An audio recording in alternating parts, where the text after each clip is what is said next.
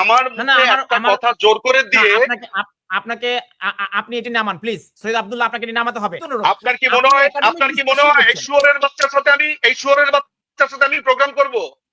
বড়সড় রেকর্ডও আছে যে আন্তর্জাতিক অপরাধ আদালত সেগুলোকে রিজেক্ট করেছে।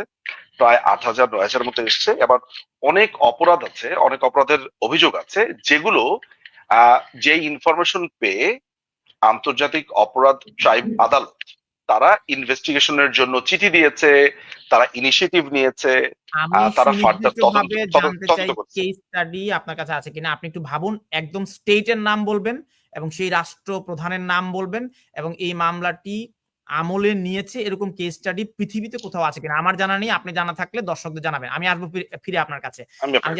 আব্দুল্লাহ, আপনার কাছে আপনি আপনাকে আনমিউট করতে হবে। হ্যাঁ, আপনি ব্যারিস্টার নিঝুম মজুমদার, আপনি একটু যদি পিছনে গিয়ে বসেন তাহলে আপনার হেডরুমটা কাটা যাবে।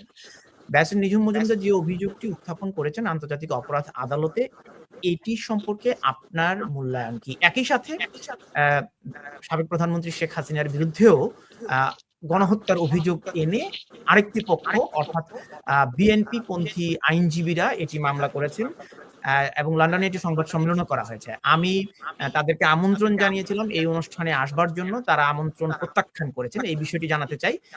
বিএনপি পন্থী যে আইনজীবী রয়েছেন তিনি তারা এই মামলাটি করেছেন। তারা আমাদেরকে বলেছেন যে তাদের চেম্বার এই মুহূর্তে এইটিকে নিয়ে পাবলিকলি টকশোতে অংশ নিতে আগ্রহী নয় বা তারা পারবে না। এই কারণেই তাদের কোনো প্রতিনিধি নেই যিনি সাবেক প্রধানমন্ত্রী শেখ হাসিনার বিরুদ্ধে অভিযোগটি উত্থাপন করেছেন। সৈয়দ আব্দুল্লাহ।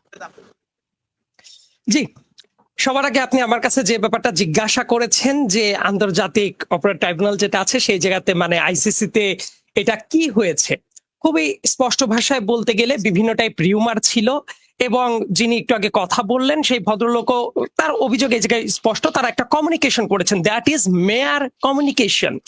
এটা মামলাও না, এটা মামলা যে হয়ও না, উনি নিজেও অবশ্য বলেছেন আজকে। সো এটা নিয়ে আমি প্রলং করতে চাই না, তবে যে আমি এই জায়গাতে আমি হোস্টের দৃষ্টি আকর্ষণ করছি এই জায়গাতে আমি হোস্টের সাথে কথা বলতে এসেছি।